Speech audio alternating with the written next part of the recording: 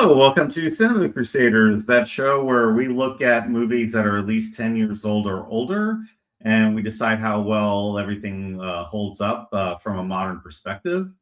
And I'm your host, Shadewing. Steve Sellers is my actual name.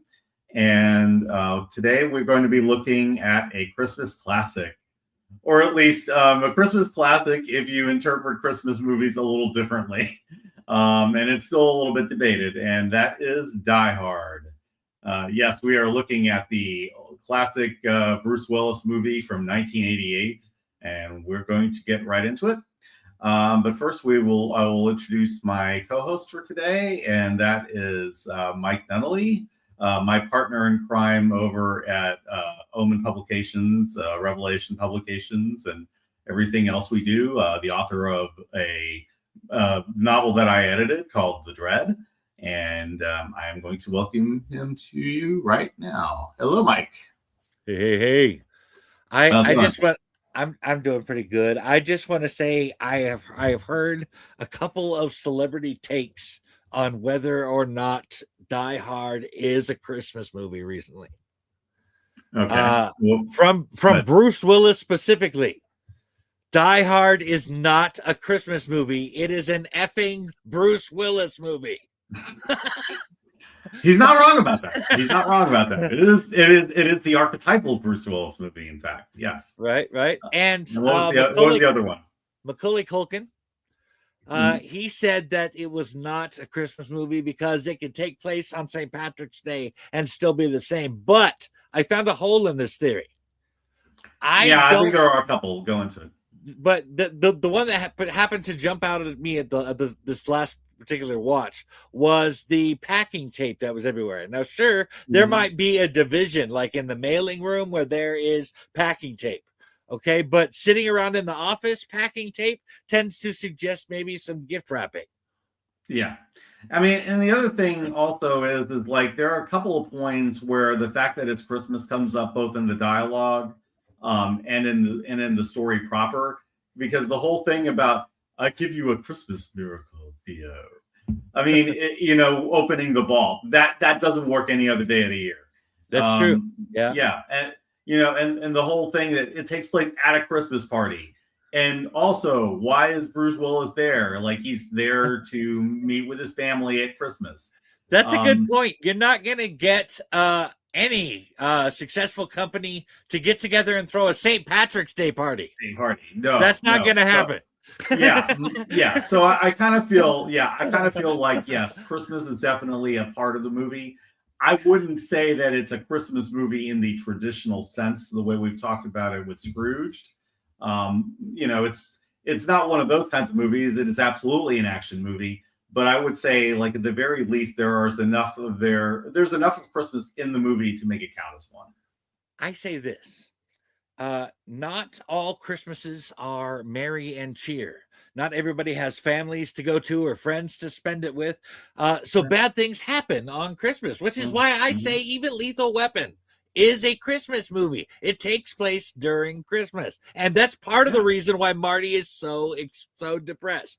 So I'm just saying, it doesn't have to have Christmas spirit or a Christmas message. There are other feelings that accompany Christmas, is all I'm saying. Mm-hmm. Oh, yeah. And also, I have a machine gun, ho, ho, ho. That's the kind of thing that only works at Christmas. Like, I just thought that was perfect. Yeah, I'm not sure Aaron Go Bra would have worked as well as ho, ho, ho. No, I don't think so. No. I can kind of see, like, some of the argument for it, but I just feel like there is a definite Christmas flavoring in there that you can't really divorce in the movie. I will even suggest that there is a bit of dialogue that might hint at the fact that even though it's not a traditional Christmas movie, it might be. When they're in the car and dude starts playing the what was it? The oh my gosh. Oh my gosh, I can't believe I can't remember the name. He starts playing that rap song for Christmas in Hollis, Queens. Mm-hmm. He starts playing that, and Bruce Willis says, "Don't you have any Christmas music?" And he says, "This is Christmas music." Yeah. Yeah. Yeah, and I will say, like a lot of Christmas music tends to be a little cringy. But definitely that was not. That was not. I All right. can't So believe I can't remember the name of that band though. Jeez, I feel like such a dork. I can't either. I mean, but what are your general thoughts on the movie before we really start diving into it? I think it is a timeless classic. I mean, I've been watching that movie for many years now, on a yearly basis, even, and Mhm. I don't ever get tired of it. It doesn't ever feel like, I mean, there are some things that might even seem outdated in the movie itself, but I don't ever watch that feeling like, well, Mhm. this takes place in the past. It doesn't matter to me. It's still right. It's Yeah. still right there. You know what I mean? So I Yeah. really appreciate that. Yeah, Sam, I will say, like, I haven't watched this every single year, but it is a Christmas tradition in my brother's house. And when I've had to go there for Christmas, believe me, we watched it. This is National Lampoon's Christmas Vacation, or like, kind of Hell mandatory yeah. viewing over there. Hell yeah. So yeah, this is one of those movies where it's like, as an action movie, it is considered one of the greatest of all time. I mean, for very good reasons. Even if you take the Christmas elements out of it, it still holds up as that. And as the Christmas movie, I kind of feel like the fact that this is a man trying to reunite with his wife and his family, gives it enough of a Christmas texture to it that I think that it's still one of those that you can watch as a Christmas movie and it's absolutely legitimate to me. I honestly think though, and I'll tell you right now, I hadn't thought about it really, but I don't generally watch Die Hard when it's not Christmas season. So I don't Yeah. know if it would even hit different if I watched it at a different time of year. I have tried various times. I think it still holds up. Like I don't think it necessarily requires you to watch it at Christmas. It's not like some of the movies that we kind of discussed. It's not like The Family Man. It's not like some of the other things or Right. Christmas Vacation. Yeah, because those I kind of feel like you have to watch it around like late November, early December. But Die Hard, I think, is such a good action movie, and it works so well as that if you just want to put it on and watch it as an action movie, like around July, it would still work. There are not a whole lot of movies you can say that about. Right. It's so it. I don't know how else to. I don't know how else to describe it. It is a timeless classic. It works every single year, and I think it's gonna work for decades to come. Yeah. Yeah, and I will say before we start getting like into the writing of all of this that this is one of those movies where you can definitely tell certain things are dated. Like it is a very pre 9/11 movie, right? And if you were not around before then, I mean, some of the stuff that goes on is going to seem a little weird. But when you kind of keep in mind that this is a movie that came around around in the 90s, like late 80s, early 90s. 1988, it's just going to hit different, especially if you were around at the time. Also, I would like to point out, just in defense of Californians in general, I am not just going to walk up to some random dude and kiss him. I don't care what season of the year it is. So his explanation that this was Californians doing this. No, this was one weirdo. Well, I will say, if you got shot up a lot, and you were like in a difficult situation with a guy who was in a building, you might hug him afterwards. But that's about it. That's a totally different thing. That's a totally different thing. That guy, he was at the Christmas party. Remember, he was holding the bear, and he just walks up, grabs him by the face, and kisses him on the cheek, and he's like, "Jesus, man." I don't even know where your mouth has been. Yeah, it's like no, that's for Bonnie Cordelia. All right, so let's get into the storytelling. Like we talk about how good this movie is as an action movie, but I don't think we've really talked about the story really in all that much depth. It is very much like Bruce Willis kind of walks in the middle of a heist movie, and he's on the other side of it, right? Essentially. And but that's not the way it looks at first. And I will say I kind of forgot, because it's been a while since I've seen it, that yeah, these guys were like pretending to be terrorists, and the entire time was, yeah, we just want to steal the money that's in your vault. We don't want any of this. We don't want to free all of our brothers, in Quebec and Ireland. Right. That's just like, they were just kind of like, the whole thing was this manufactured scheme by Hans Gruber, Alan Rickman's character, to set off this heist and try to disappear, faking their death afterwards so that, nobody would chase them down.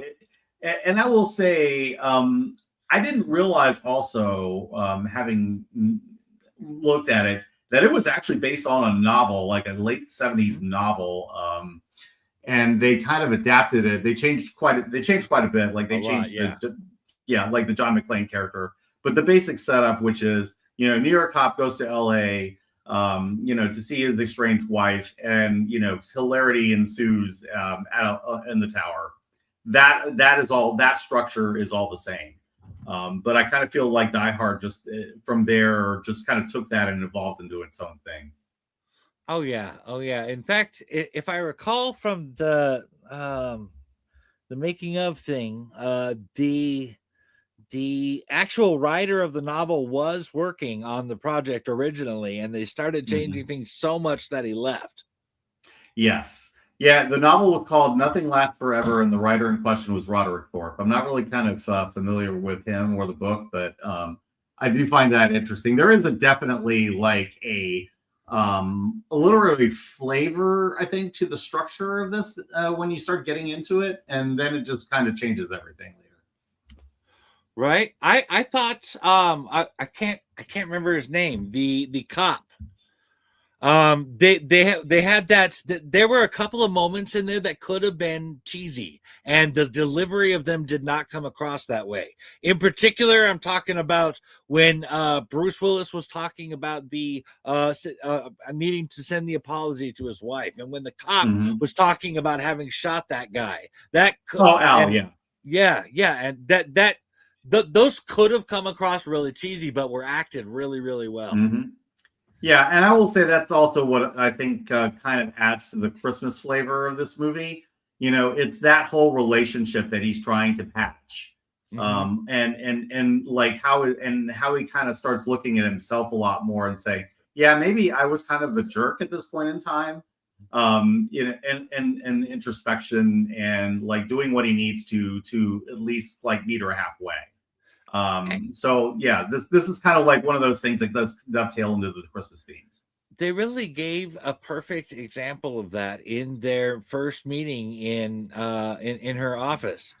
She's sitting there like saying, you know what, the kids would really like to have you at the home, and I'd really like to have you here, and I miss you. And she's like trying to do all this bond with you stuff, and he's like, well, let me bring up this fight we thought of a couple of months ago.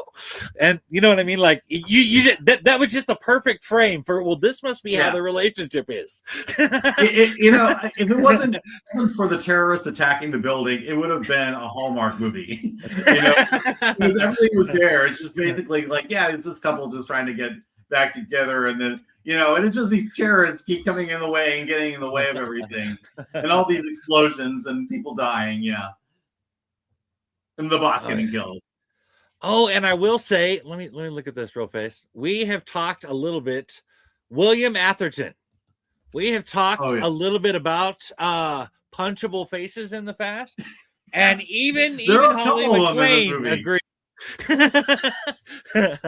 Well, yes, she agreed. Yes, we know this because she actually punched him. I was actually like, I had forgot that she punched him. I was expecting that it was going to be John that was going to punch him.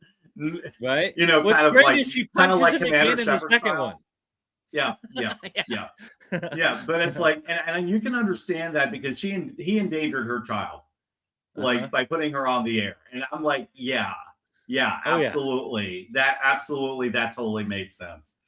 But imagine being William Atherton though, as an actor. You're the guy that everybody wants to punch in a movie. He did this in Ghostbusters. He did it in 2 Die Hard movies. Real you start genius. being known for that. right? Yeah. Well, like, yeah, like mostly like all I can't think of any characters he's played that are not like massive assholes. I Right? mean, he's so good at it though. He He's does. so good at it though. He is good at it, but I mean, I wonder how many times he meets somebody and they go, "So, do you have no dick?" Yeah, yeah. This man has no dick. That's true. Very, very true. Yeah, yeah, yeah. It goes from God to Jerry to me. Yeah. I have to throw in a real genius reference. Like that's one of my favorite '80s movies. Like, Right? absolutely, Jerry Hathaway. But yeah, and he's not the only punchable face. Richard Davi, who was one of the heavies in the Goonies, is in this. Later on, he would be like more known for like FBI agents after this because this movie kind of popularized him in that role. But before that, he was he was like one of the Mama's enforcers in the Goonies. So that's where I remember him from. Oh, right. Okay. Yeah. But he's a bit punchable. And then, of course, Ellis is like one of the most punchable characters in there, even if he's not the most punchable face. Oh, well, yeah. Ellis is definitely yeah, he's not quite as punchable as Atherton, but Yeah. I mean, it there were at least a couple of moments when he was trying to talk to John over the phone in front of Alan Rickman. Yeah. And you just went, just shut up, man. Oh my God. Shut the F up. Yeah, and it's like, it's very possible that, Gruber wouldn't even have realized that Holly was Bruce's wife if he hadn't opened his big damn mouth. Right. And that's what made him look at the picture. Yeah, that's exactly right. And like one of the points that I think DT Comics Chat had made not too long ago, was that this guy died in a very well-deserved way, one of the most deserved ways there. I had to add that probably Carter Burke from Aliens is worse in terms of earning well-deserved deaths. But Ellis is like up there. It's very close. You know what's funny is John named Paul. What is his name? Paul Reiser. Yeah. When he was sitting in the theater watching Aliens with his sister, she actually hit him. Yeah. So even his own sister wanted to hit him watching the movie. So and even his face isn't quite that punchable. Yeah, right. Reiser. I mean, the thing is, Reiser normally is a pretty nice dude, and he's well known for playing nice dudes. It's just that he was so good at Aliens and playing a total sociopath. Ellis is not that bad. He's just more like a wheeler dealer, who's full of himself and he thinks he's the smartest guy in the room. And I just love how Gruber deals with him. Like, he's like, you're a total idiot, but he's like condescending to him and playing into his ego. Right. I mean, I think we kind of from here need to talk about Gruber because he's got to be easily the most compelling character in this movie. I got to agree with that. And just as a mention on something you said earlier, not only was it under the guise of terrorism that they were performing this robbery, it was a point of pride to him. Yeah. When he was just called a thief, he got offended. Yeah. Like, no, I am not a thief. I'm an exceptional thief. Yeah. And since I'm moving up to kidnapping, you might want to watch your mouth, or however it said that. Yeah. And I think that's the thing with Gruber. He thinks he's an artist. Like he's an artist of crime. He's a master manipulator. He has everybody, including the FBI, wrapped around his finger because he kind of knows where they're going. Like he doesn't care about the cause at all. And to the extent that he was ever involved with the Volksfrei, I think it was just as a stepping stone to whatever his ambitions were. And what he really wanted was the money. But you gotta wonder if there wasn't some kind of thing where he was part of that group because of the wanting to be an exceptional thief, and maybe that's Yeah. why they booted him. Probably, yeah. I mean, because he definitely wasn't going along with their mission, and he didn't seem to need them, and they definitely didn't need him. No. So yeah, and I will say this guy is the most smooth, cultured, suave villain that you'll ever find on screen. I have to ask about this, and I really don't get it. Hans Gruber walks into the room and he sees the model of what they're planning to do in Singapore or wherever it was they were doing it, right? And it says, and he looked upon the breadth of his kingdom, and I don't remember what it was. He cried because there was no more. Yeah, he was talking about Alexander the Great. Yeah, the Alexander quote. Yeah. And then he just kind of sits there pompously and says, the benefits of a classic education. I have no idea how saying that or how that benefited the moment at all or how that helped him at all. It had nothing to fucking do with it. You really trying to say that you looked at that model and said, that is the pinnacle of achievement? Really?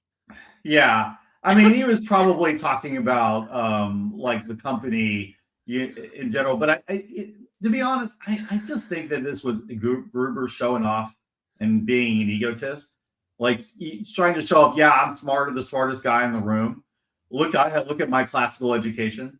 I guess it strikes me weird. It's like the same thing of like when I found out apparently knowing about mythology is supposed to be some kind of a high class thing. And I was like, I just fucking like the stories.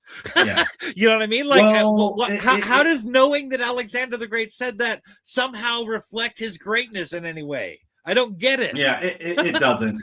Now there was a time when knowing that stuff put you in the educated class, firmly.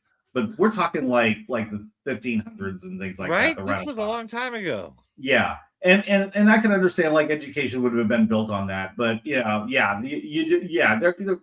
especially nowadays, when you can just look it up on Wikipedia or ask Brock about it, right? You don't care. Like it's one of those things where they're just trying to show off like Gruber's character and also his ego. He has a massive ego. Honestly, that one particular scene kind of turned me off a little bit there. I thought there's no. I like intelligent villains. Don't get me wrong. Sure. But tigers that feel like they have to let people know they're tigers bother me. Yeah. Yeah, that's fair. That's absolutely fair. I think he's absolutely a fun villain, though, and I think what the thing with him is he's a great contrast to McClane, because McClane is absolutely the working class hero. He is salt of the earth. He is New York built and New York tough, and so you contrast it with this guy who is smooth and slick and well connected and well funded and knows all these guys in the Volksfrei and, is just that kind of smart in the classical sense. It's a perfect contrast. And you get a guy like Alan Rickman to play it, and I think he elevated the character that was on the page. I honestly, my most the most impressed I was with Alan Rickman's performance was his ability to just slip right into an American accent and back to his own without even skipping a beat, just like he's breathing. Like you couldn't tell there was no accent or anything. And I know he's British, so I know American is not his standard. So I'm like, yeah, he came in. I think he kind of came in knowing like, okay, if I run into this guy, he doesn't know what I really sound like, right? So. And because he's a British actor, Alan Rickman knows exactly like how to switch from German to English to American. Right, I forgot the German too. Yeah, German. All the accents, they were perfect. I mean, they were just none of it didn't sound fluent. None of it didn't sound natural. I don't know what it is about like British actors, and particularly Shakespearean British actors, which I believe Rickman is. That they're just able to do these accents like on a dime. and it's just really hard for the reverse to happen. Like there are not many American actors who can nail a British accent that well. No, Like you'd have Johnny to. Depp is one that comes to mind, and there are like a couple others, and I can't. And Yeah, it's a skill. I know for a fact that many actors and actresses that have had to do accents in movies have actually had to an instructor, had to teach them how to pronounce the words and how to use the syllables and stuff like that. And it just I don't know. I was just impressed with how easy it was. Yeah, maybe that's Rickman's classical education showing. I don't know. Right. Now that I'm thinking about it, I'm starting to wonder whether Rickman ad-libbed that line. I don't know. It's been a while since I watched the making of for that, but I don't recall that. I don't recall it, but you know what? I could see him having said that. I could see him having done that. Yeah. I guess it's a thing we're going to have to look into a little bit more. The only other thing I thought really talked about maybe his arrogance, maybe his pride would be the suit thing. Yeah, the suit, yes. He commented on how nice the guy's suit was and says, "Yes, I have two myself." Like, I have two myself. Yes. Yes. Yeah, I didn't wear it I'm going to wear it on my next heist. Like, yeah, that's just how slick and Gruber is. But I mean, I think the one thing that kind of gets me, and I have very few issues with this movie, and really it's not a problem exactly. It's just one of those things that kind of raise my eyebrow. There are a lot of characters in this movie that are really stupid. And their stupidity is pretty much necessary for Gruber's plan to succeed. Example. Okay. So the lady at the dispatcher, hears gunfire going off. She's a cop. She hears gunfire going off. Okay, it might be a prank caller. Let's just send one guy over there. Like, you don't know what gunfire sounds like, and you're a cop? Does it sound like I'm ordering a pizza? Yeah. Yeah, I mean, he's pretty much saying, yeah, this is an emergency. Like, you can see, it's like you're in LA. Don't tell me you can't spare more than one cop car and one guy. Jesus, come on. Shit, her just insistence that this was a prank call, that did seem a little off, I suppose. Yeah. And then you get the deputy chief of police, who's kind of a jerk, but that's fine. And then the FBI, who I mean, okay, these guys are by the book, conventional, and Gruber is anything but. He's probably dealt with the FBI before. He's probably studied their methods pretty thoroughly. So, I would say so. He knew exactly what their terrorist playbook was. Yeah. And it's really kind of interesting, like all of this sort of stuff. But it is a movie that definitely requires people to not be very smart, or at least not be thinking outside of the box. Also, I would like to say I'm not a C4 expert, but I do know that it doesn't take a whole lot of C4 to create a whole lot of damage. The amount of C4 that they had under that roof would have blown the top quarter of that building off. I mean, it was just an entire level of just bricks and bricks and bricks. The fucking C4 brick road to Wizard of Oz. You know what I'm saying? Yeah. That would be a question to bring up to our good friend David Nemesis Howard when he's up to coming back, because that guy probably does know those things. Yeah. I don't know. I didn't notice that until last time I was watching it, and then I was like, that is a lot of C4. Yeah. I mean, him or Bracey probably would know a little more about that than we would. So, right. And we wish them well, by the way, and hope they return soon. But so from there, are there anything else on the writing side you want to talk about before we move on? Well, I guess just a casual comment that the I don't know how the novel was. I don't know enough Mhm. about it. Sure. But I will say that the writing for the film seems really good, and I genuinely love the story itself, however it turned Yeah. out. Yeah. Same. I think it still holds up really well. It is. I can absolutely understand why Ford walked away. Like, if he didn't see his novel properly on the screen and he thought that they were butchering it, or from whatever his intention was, I can understand that as a creator. Right. But this is one of those cases, and there are not many of them, but there are cases where they deviate from the novel, and it's still pretty damn good. Movies like this, movies like Blade Runner, movies like I'll even admit to Starship Troopers, where you and I disagree a little bit on it, but Yeah. but I will absolutely admit these are both valid takes on the source material, even if it's not exactly the same, and it's pretty noticeably different in a lot of ways. So yeah, I think that's about my thing for the writing. I mean, well acted, Yeah, well yeah. casted. I don't. Okay. Yeah. Well, let's kind of talk about the casting. Are there any? We've already discussed Alan Rickman. Is Right. there anybody else you want to bring up? Because there are quite a few well-known actors in this movie. Let's see. How about Reginald Bell Johnson? Ooh, yes. I Al. really like him. He was like I don't know. He was the perfect cop to have on there. You know what I mean? And Mhm.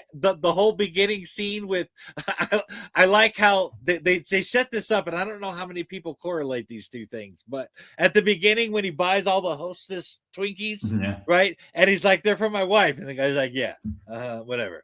Yeah. Right. And then later on, when John takes a bite of that 100-year-old Twinkie and he's like, oh, this is gross. What do they put in these things? And he's able to tell you exactly every ingredient that they put in a Twinkie. Yeah, this is kind of like the movie that got him typecast as a cop in every single movie in the 90s, and then which led to him getting Family Matters. So, I mean, I can't really complain about that. I mean, that's just the role that he was born to do, and he He does does it it really, very really well. well. It's believable. You get that. You get that. You know, this is just a family man doing his job. You know, kind of vibe from him. Mm-hmm. Yeah. And I like that he had an arc as well. It's an understated one, but he definitely has one, which is like he talks to Bruce about, oh yeah, I shot a kid. It was a mistake, and I feel terrible about it. And this is why I haven't drawn my gun on a suspect in years. And Right. what ends up happening at the end of the movie, he sees his friend being attacked by Carl, who magically comes back from being, choked with a chain. Yeah. Yeah. But you know what? It's kind of like one of those things where, okay, let's give Al this moment. And he takes that moment for everything he's worth, and he freaking shoots him dead. And, you don't expect 5 times he shoot him. Yeah. You generally expect that John is going to be the one to kill him. And that's why when he comes back, it's surprising. And then what even works even better is that, yeah, you get the payoff of that arc and that guilt that he has. Like, no, I'm going to shoot this guy to protect my friend. Right. And that kind of shows, like, also that Alan and McClane at this point are, fire tested buddies. Like, they are buddy cops now. I have a theory that may or may not apply. Yeah. But go. How think about these two endings when a similar things happen, and just how closely they kind of mirror each other. Mm-hmm. Think about the shooting with Al, when Al shoots the guy to protect John and his wife. Sure. And then think about the end of Lethal Weapon. When the dude is beat, he jumps up, grabs the gun from the cop, and shoots the guy, and both Marty and Roger shoot him. Yep. Mm-hmm. Those scenes are very close, and Lethal Weapon came out before Die Hard. So I'm wondering if that wasn't an inspiration for that scene. Very possible. Yeah, that's absolutely not that would not surprise me at all. Yeah. But I mean, it kind of works though, because it's like basically at this point, and I kind of like the way, like, you get a guy like Reginald Bell Johnson, as Al, who, is just not hardened at all. And he's like the opposite of Danny Glover's character in a lot of ways, and yet it absolutely works as a perfect contrast to McClane. Right. Mm-hmm. It worked really well. And that particular scene, I almost thought it was downplayed though, because that was a huge moment for Al's character. Yeah. And I mean, they basically played it off with, they had a moment where they looked at each other and then they just kind of walked off, and that was the end of it. And I was like, dude, that was a huge freaking moment for him. He just killed somebody for you. And you're just like, don't even say thank you. You're just like, gave you an appreciative nod. I'm leaving now. he's just doing the Bruce Willis thing. Yeah. I'm just saying, if I came back and shot somebody and if I had been Al in that situation, I would have wanted a little bit more than maybe a look. That's all I'm saying. I will also add that in that case, nobody would have been driving off because there would have been too much paperwork. Oh yeah. Like we have to have witness reports that the shooting was justified. But you know what? There's so many things in this movie where logic is kind of like brushed aside casually for things to be satisfying. And we want to see Bruce and Bonnie Bedelia go into the Argyle's car and kind of drive off into the sunset. Happy trails. Right. I will say that it wasn't. It was still done well though. Yeah. I like it wasn't in such a way that it took me out of the moment. There wasn't a moment in the movie where I was like, okay, well now I have to put myself back in the story again. It wasn't like that at all. Yeah, and it's one of those things where as an audience, we want to see certain things, and because of that, we're kind of willing to forgive certain inconsistencies, and this is definitely one of them. This is not one of those movies where you need strict story logic at all. This is one of those movies where you want to see people die in big explosive ways, and then the hero ride in the sunset, having done his work, and that's exactly what happens. Oh yeah. Any other performances strike you? Any other performances that strike me? Let's see. I have one in mind, but I'll let you do it.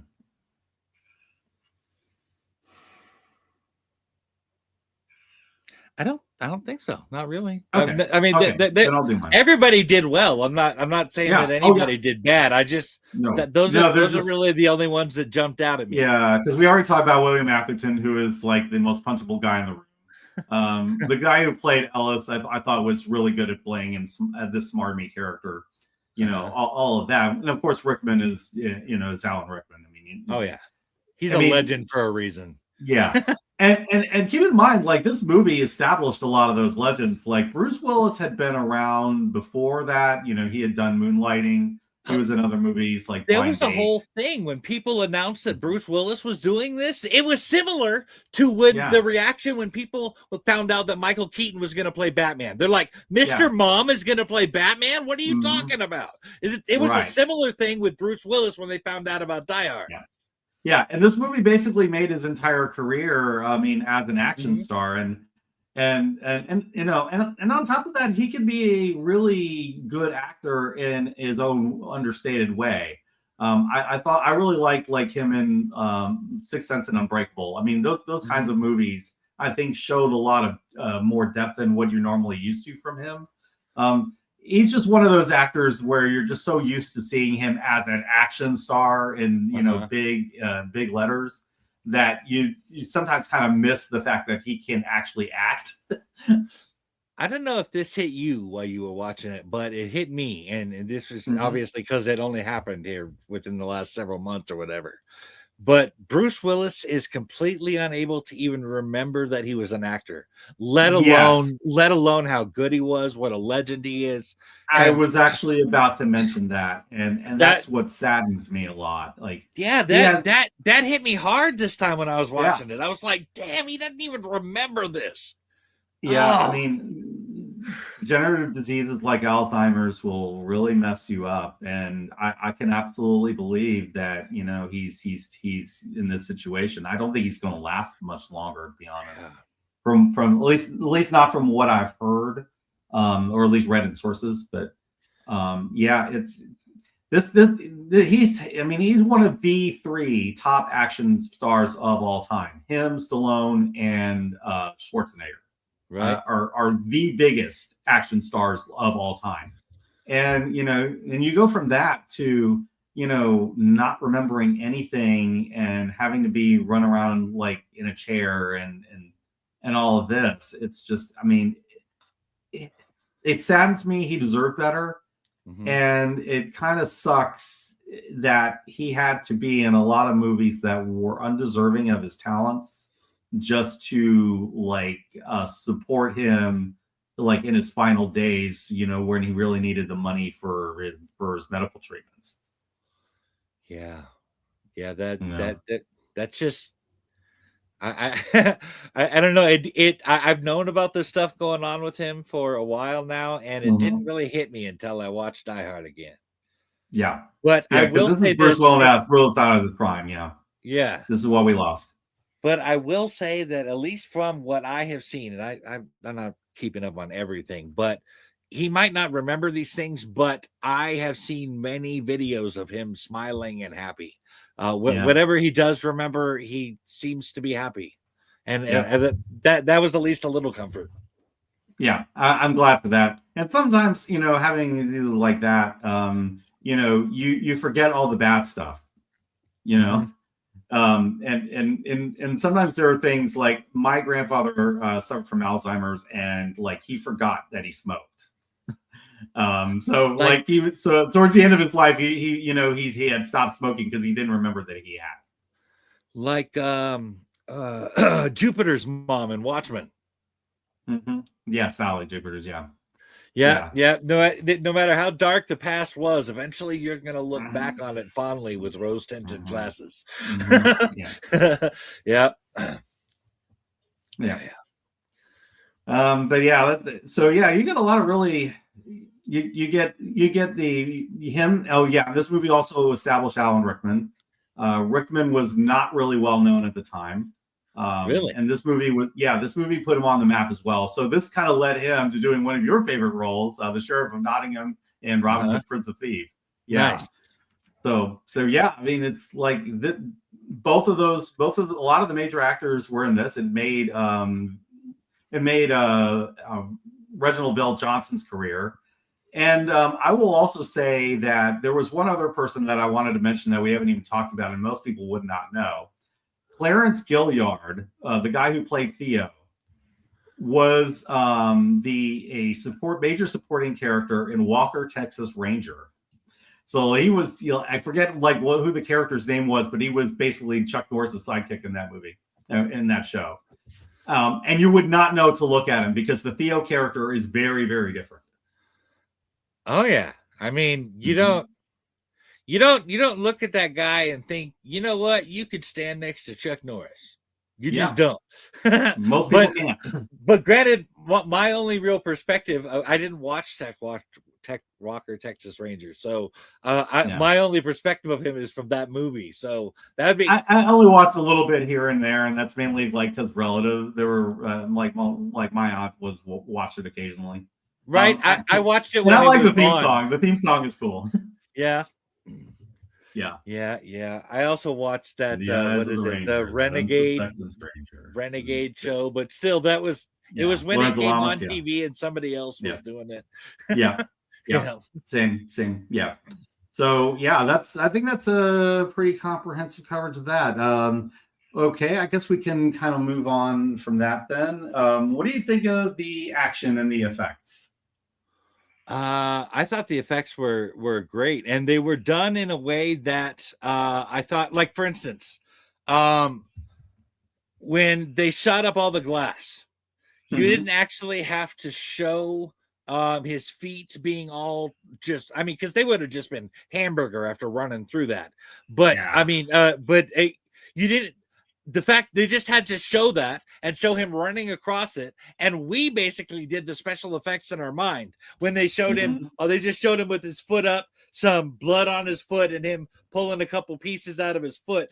That did all of that scene, and we did most of it in our head.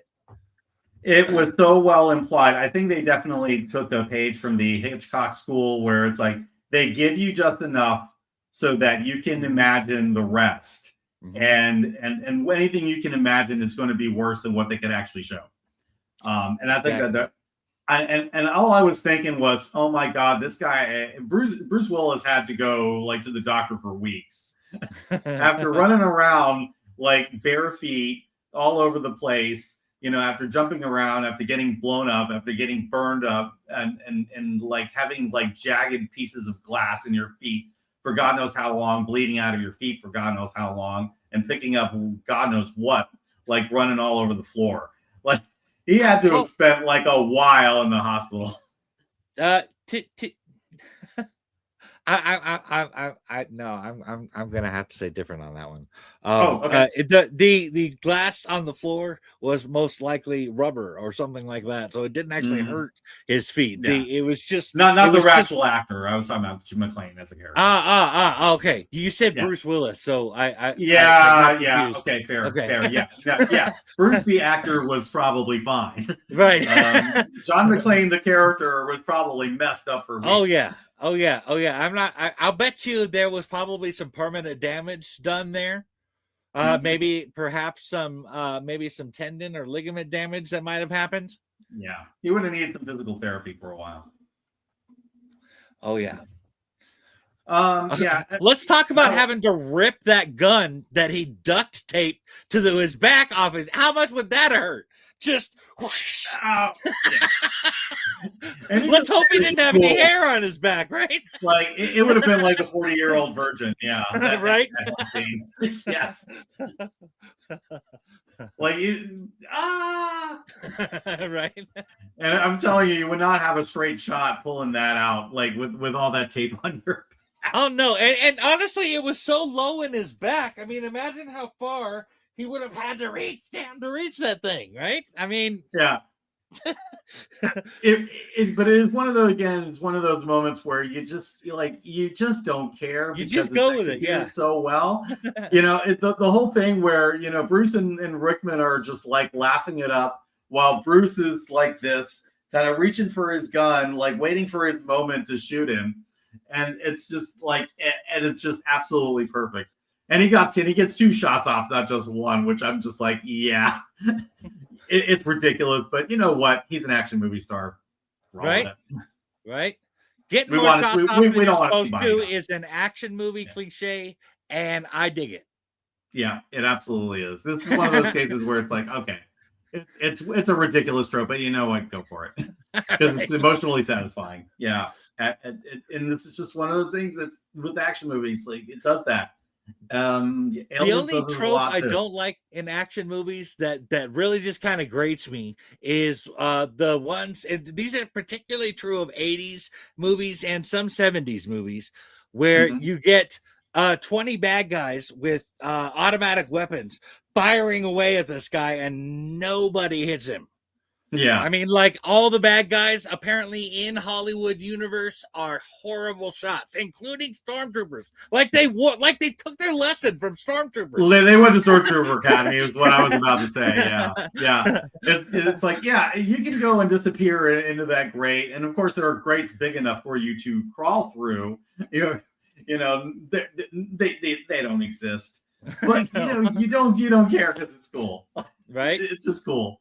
But so, these are points that kind of add to what we were saying, though. Like that these things can exist in the movie, but somehow it doesn't matter with this. It doesn't take you out of it. It doesn't ruin it with this. No, it doesn't. Like, I'm able to point out all kinds of things that technically are wrong. Right. But it just doesn't feel wrong when it's done this well and it's done with this much heart. I think that's a lot of it. There's a lot of heart in this. Oh yeah. All right. Okay. So I think we're doing pretty good. Any final thoughts before we wrap this up? We doing the review section here? We are. Yes. Okay. Do you have a score for it? Are we doing out of 10 again? Okay. 10, yeah. I honestly don't. As we've discussed, there are flaws in this movie, but There they are. just don't frickin' matter. That's right. It Yeah. just doesn't. I mean, I got to give it a perfect 10. I was going to say 9.5, just because I have to acknowledge that there are flaws. Mm-hmm. They are not flaws that ruin the movie in any way, but you do have to acknowledge that they're there. So, Well, all right, that's fair. say, That's fair. I'm going to say 9.75 does acknowledge where it is. It's like, it's close to perfect, not quite. It doesn't quite get there, but it's really close. And I'm absolutely okay with that. And it gets a star, it gets a stamp of approval. I'm actually going to start using Die Hard as an example of a movie that can have flaws and still be amazing. Yeah, and I would say the same for Aliens. And actually, like when we discussed it on Floppy Spoilers with Nem and Bracy and DT, we kind of acknowledged like there's stuff at the end that doesn't quite work, but you don't care because the execution is so good and it's so emotionally satisfying that you don't care. It's exactly the same here. Hell yeah. All right. Hell yeah. Excellent. Okay. Yeah. So yeah, Christmas classic. If you like your Christmas classics to have lots of explosions. Anything else you want to say, Mike, before we close it out? Just that I wasn't allowed to pick Terrifier 3 as a Christmas movie. That's all. Well, we may go back to doing more horror next year. But I will say, like, we're going to be taking next week off. I mean, I've got a couple of other episodes that are Christmas themed that I'm going to show throughout the week. But for right now, that's going to be it. Hopefully, Nem will be back with us before too long, but we'll see how he's going. He seems to be doing well. He seems to be having a good time right now, catching up on the things that he's doing, and we wish him the best. Oh, yeah. And after that, we're going to be celebrating the public domain when Mike and I come back in a couple of weeks. And I think I have a movie in mind for that, but we will get into that later. Okay. So for now, I think we'll just wrap it up. Mike, do you have anything you want to say before we go? Merry Christmas, folks. Have a good one. Yeah. Merry Christmas. Happy New Year. Stay safe, everybody. And until then, enjoy a good movie. And fare thee well.